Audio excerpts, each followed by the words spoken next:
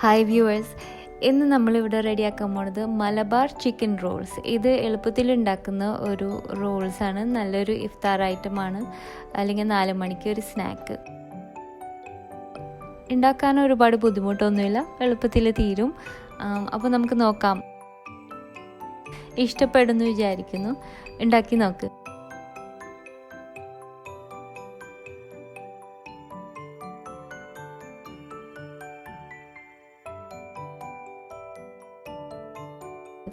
അപ്പോൾ ഇതിനു വേണ്ടി ആവശ്യമുള്ള ഇൻഗ്രീഡിയൻസ് നമുക്ക് നോക്കാം. നമുക്ക് ചിക്കൻ മാരിനേറ്റ് ചെയ്യണം. അതിനു വേണ്ടി 300-320 ഗ്രാം ബോൺലെസ് ചിക്കൻ ബ്രസ്റ്റ് ചെറിയ ചെറിയ പീസായിട്ട് കട്ട് ചെയ്ത് വെച്ചിട്ടുണ്ട്. അതിലേക്ക് 3/4 ടേബിൾ സ്പൂൺ മുളക് പൊടി, 3/4 ടേബിൾ സ്പൂൺ മല്ലിപ്പൊടി, 3/4 ടീസ്പൂൺ ഗരം മസാല. എൻ്റെ നാടൻ ഗരം മസാലയാണ് ഞാൻ ഉപയോഗിക്കുന്നത്. അതിൻ്റെ റെസിപ്പി വേണമെങ്കിൽ ചെക്ക് ചെയ്തോളൂ. പിന്നെ ഒരു വലിയ നുള്ള് മഞ്ഞൾപ്പൊടി, 1/4 ടീസ്പൂണിൻ്റെ പകുതി കുരുമുളക് പൊടിയും ചേർക്കുന്നുണ്ട്. പിന്നെ ഉപ്പ് പാകത്തിന് ഞാൻ 1/2 ടീസ്പൂണിനേക്കാളും കുറച്ച് കുറവ് ഉപ്പാണ് ഇട്ടത്.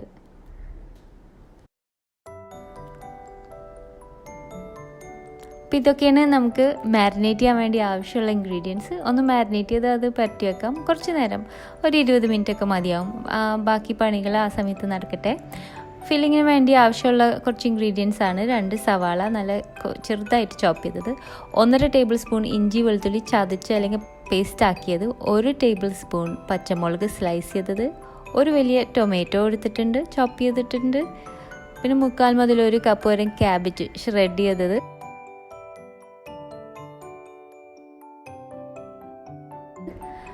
അര കപ്പ് മല്ലിയില ചോപ്പ് ചെയ്ത് വെച്ചിട്ടുണ്ട്. ഈ ഇൻഗ്രീഡിയൻസ് ഒക്കെ റെഡി ആയിട്ടുണ്ട്. നമ്മുടെ ചിക്കൻ ആവശ്യത്തിന് മാരിനേറ്റ് ആയിട്ടുണ്ട്. നമുക്കിതൊന്ന് പാൻ ഫ്രൈ ചെയ്യാം. അതിനുവേണ്ടി 4 ടേബിൾ സ്പൂൺ ഓയിൽ ഒഴിച്ചിട്ടുണ്ട് ഒരു ഫ്രൈങ് പാനിൽ. ഇതൊന്ന് ഫ്രൈ ചെയ്തെടുക്കണം.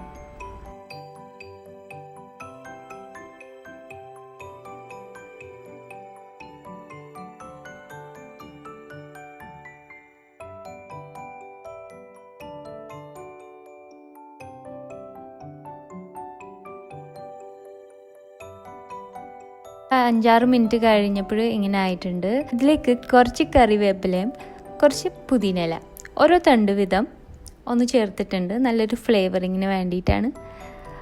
അപ്പോൾ ഇങ്ങനെ ഫ്രൈ ചെയ്ത് വരുമ്പോൾ കുറച്ച് ചില പീസസ് കുറച്ച് വലുതായിരിക്കും, അതൊന്ന് കട്ട് ചെയ്ത് ചെറുതാക്കണം. നമുക്ക് നല്ല ചെറിയ പീസസാണ് വേണ്ടത് റോളിന്, അല്ലെങ്കിൽ റോള് പൊതിയുമ്പോൾ അതെങ്ങനെ കീറിപ്പോവും വലിയ ചങ്ക്സ് ഉണ്ടെങ്കിൽ.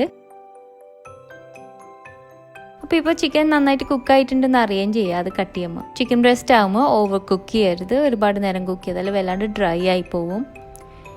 കുക്ക് ചെയ്ത് കഴിഞ്ഞതിന് ശേഷം നമുക്ക് തീ ഓഫ് ചെയ്യാം. എന്നിട്ട് ക്യാബേജ് ഷ്രെഡ് ചെയ്ത് വെച്ചിട്ടില്ലേ അത് ആഡ് ചെയ്യാം, ഒന്ന് മിക്സ് ചെയ്ത് കൊടുക്കാം. ഇതിനി മാറ്റി വയ്ക്കാം.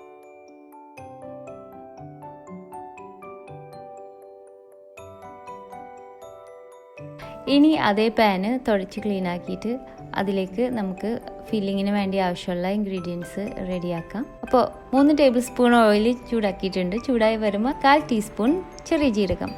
ഇതിലേക്ക് നമ്മൾ സവാള ചെറുതായിട്ട് ചോപ്പ് ചെയ്തത്, ഇത് 2 സവാളയാണ്, 2 ഇടത്തരം സവാള. ഇതൊന്ന് വഴറ്റിയെടുക്കാം, ചെറുതായിട്ടൊന്ന് സോഫ്റ്റ് ആവട്ടെ. അതിലേക്ക് 1.5 ടേബിൾ സ്പൂൺ വെളുത്തുള്ളി ഇഞ്ചിയും ചതച്ചത് അല്ലെങ്കിൽ പേസ്റ്റ് അത് ചേർക്കാം. പിന്നെ 1 ടേബിൾ സ്പൂൺ സ്ലൈസ് ചെയ്ത പച്ചമുളക്, ഇതൊക്കെ കൂടി ചേർത്ത് നന്നായിട്ടൊന്ന് വഴറ്റിയെടുക്കാം. ആ ഇഞ്ചി വെളുത്തുള്ളിയുടെ റോ സ്മെല്ലൊക്കെ ഒന്ന് പോട്ടെ. ഇതിലേക്ക് ഇനി 1/4 ടീസ്പൂൺ മഞ്ഞൾപ്പൊടി ചേർക്കുന്നുണ്ട്, 1/2 ടീസ്പൂൺ മുളക് പൊടി. ഞാൻ ഒരുപാട് എരിവില്ലാത്ത മുളക് പൊടിയാണ് ഇതിന് യൂസ് ചെയ്യുന്നത്. പിന്നെ ഇവിടെ ഞാൻ ചേർക്കുന്നുണ്ട് മീറ്റ് മസാലപ്പൊടി, 1/4 മുതൽ 1/2 ടീസ്പൂൺ മീറ്റ് മസാലപ്പൊടി ചേർക്കാം. ഇത് ഓപ്ഷണലാണ്.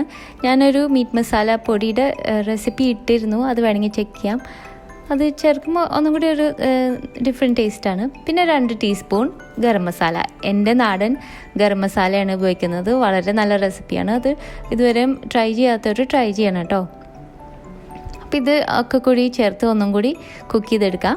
പൊടികളുടെ ആ റോ സ്മെല്ലൊക്കെ ഒന്ന് മാറട്ടെ. ഒന്ന് മൂത്ത് വന്നിട്ടുണ്ട്. ഇതിലേക്ക് ഇനി ഒരു ടൊമാറ്റോ ചോപ്പ് ചെയ്തത് അതും കൂടി ചേർത്ത് ടൊമാറ്റോസ് ഇതിലേക്ക് ഉടഞ്ഞ് ചേരുന്ന വരെ ഒന്ന് കുക്ക് ചെയ്തെടുക്കണം. ചെറിയ തീയിലാണ്.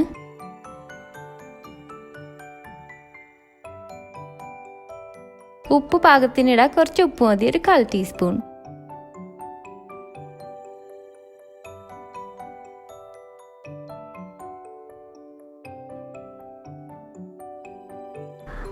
ഇതിലേക്ക് ഇനി മല്ലിയിലയും കൂടി ചേർക്കാം. നന്നായിട്ടൊന്ന് മിക്സ് ചെയ്യാം.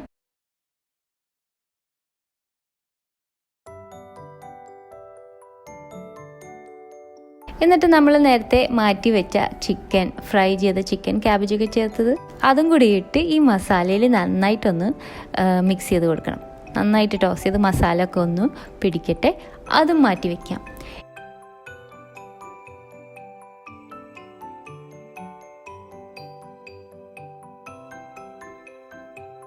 ഇനി നമ്മൾ ഉണ്ടാക്കാൻ പോകുന്നത് ബാറ്ററാണ്, ഈ റോളിന് വേണ്ടിയുള്ള ബാറ്റർ.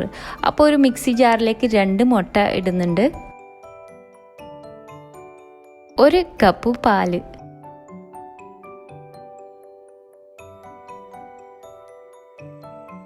1/2 കപ്പ് മൈദ, 1/4 ടീസ്പൂൺ കുരുമുളക് പൊടി, 1/4 ടീസ്പൂൺ ഉപ്പ്.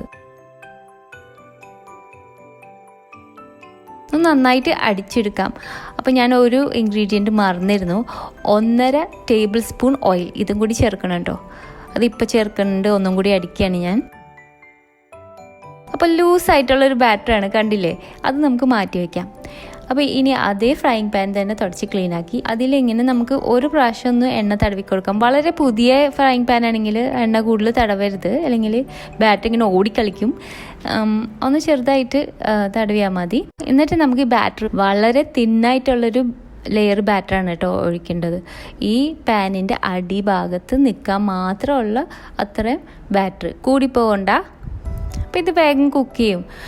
അടുപ്പത്ത് വെച്ച് ലോ ഫ്ലെയിമിൽ അത് പതുക്കനെ ഇങ്ങനെ കുക്ക് ചെയ്ത് അടിഭാഗം ലൈറ്റ് ഗോൾഡൻ ബ്രൗൺ ആവും. ഇത് തിരിച്ചിട്ട് കുക്ക് ചെയ്യൊന്നും വേണ്ട, ഒരു സൈഡ് കുക്ക് ചെയ്യാതിട്ട് പതുക്കനെ മാറ്റി എടുക്കണം. അപ്പോൾ ഈ സമയത്ത് ഇത് വളരെ ഡെലിക്കറ്റ് ആയിരിക്കും. ഒന്ന് പതുക്കനെ എടുത്തിട്ട് വേണം ഒരു ഷീറ്റിൽ, പേപ്പറിലോ ട്രേയിൽ വിരിച്ചിടണം. അതൊന്ന് തണുത്തതിന് ശേഷം ഇതൊന്നും കൂടി സ്ട്രോങ് ആയിരിക്കും. ഇപ്പോൾ സൂക്ഷിച്ചില്ലെങ്കിൽ പെട്ടെന്ന് കീറിപ്പോവും. ഒരു കാര്യം ശ്രദ്ധിക്കേണ്ടത് എന്താ വെച്ചാൽ, നമ്മൾ ഈ ബാറ്റർ ഒഴിക്കണ നേരത്ത് പാൻ ഒന്ന് ലിഫ്റ്റ് ചെയ്ത് കൊടുക്കാം. ആ തീയിൽ നിന്ന് ഒന്ന് ലിഫ്റ്റ് ചെയ്ത് കൊടുക്കാം, എന്നിട്ട് ഒഴിച്ച് ഒന്ന് ചുറ്റി കൊടുക്കാം. എന്നിട്ട് ആ ലോ ഫ്ലെയിമിലേക്ക് ഇറക്കണം. ആദ്യം തന്നെ ഫ്ലെയിം കൂടുതലാണെങ്കിൽ ചിലപ്പോൾ അത് നന്നായിട്ട് ചുറ്റി വരില്ല.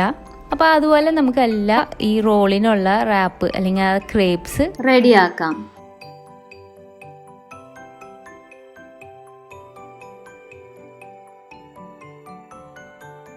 അപ്പോൾ എല്ലാ ക്രേപ്സും റെഡി ആയിട്ടുണ്ട്.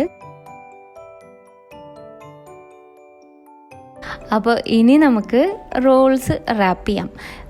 ഇത്തരം ഫില്ലിങ് ഒരു 2 ടേബിൾ സ്പൂണോളം ഫില്ലിങ് ഒരു റോളിന് വേണ്ടി അതിൻ്റെ ഒരു ഭാഗത്തായിട്ട് ഇടാം. എന്നിട്ട് ഇതുപോലെ നമ്മൾ സ്പ്രിങ് റോൾസൊക്കെ റാപ്പ് ചെയ്യണത് പോലെ തന്നെ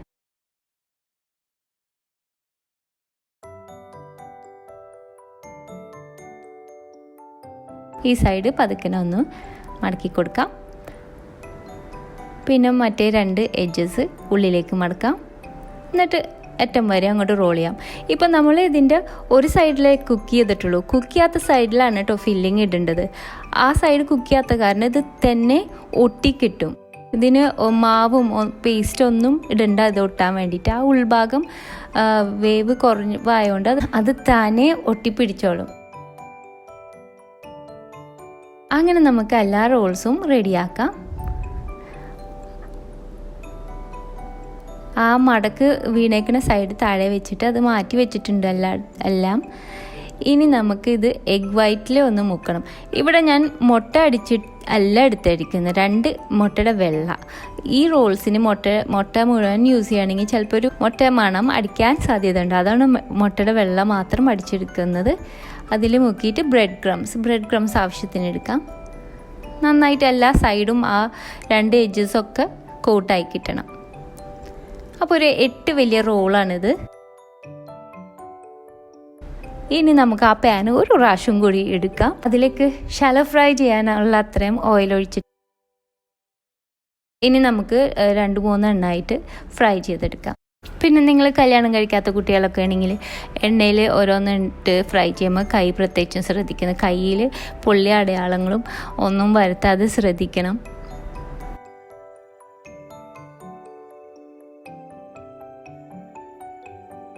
അങ്ങനെ ഇത് ഫ്രൈ ചെയ്ത് ഒരു നല്ലൊരു ഡാർക്ക് ഗോൾഡൻ ബ്രൗൺ കളർ ആവണം കേട്ടോ.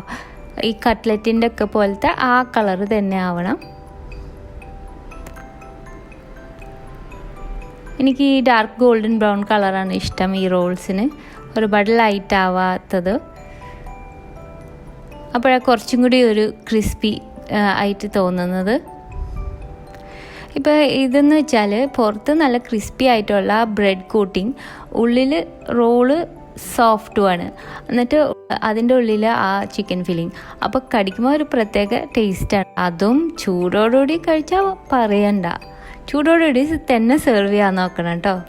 അപ്പോൾ 4 മണി ചായയുടെ നേരത്തെ ഉണ്ടാക്കാൻ പറ്റിയ, അല്ലെങ്കിൽ ഒരു ഇഫ്താർ ഐറ്റമായിട്ട് ഉണ്ടാക്കാൻ പറ്റിയ ഈ മലബാർ ചിക്കൻ റോൾസ് നിങ്ങളൊന്ന് ട്രൈ ചെയ്ത് നോക്ക്. ട്രൈ ചെയ്താൽ വിവരം അറിയിക്കണം കേട്ടോ.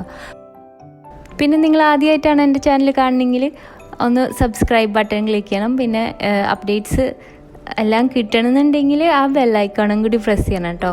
അതുപോലെ മുമ്പ് സബ്സ്ക്രൈബ് ചെയ്തവരും ബെല്ലൈക്കോൺ പ്രസ് ചെയ്തിട്ടില്ലെങ്കിൽ അതൊന്നും ശ്രദ്ധിക്കണം, അല്ലെങ്കിൽ അപ്ഡേറ്റ്സ് കിട്ടാൻ താമസമുണ്ട്. അപ്പോൾ അടുത്ത പ്രാവശ്യം നല്ലൊരു റെസിപ്പി ആയിട്ട് വരുന്നത് വരെ thanks for watching and bye from Shana.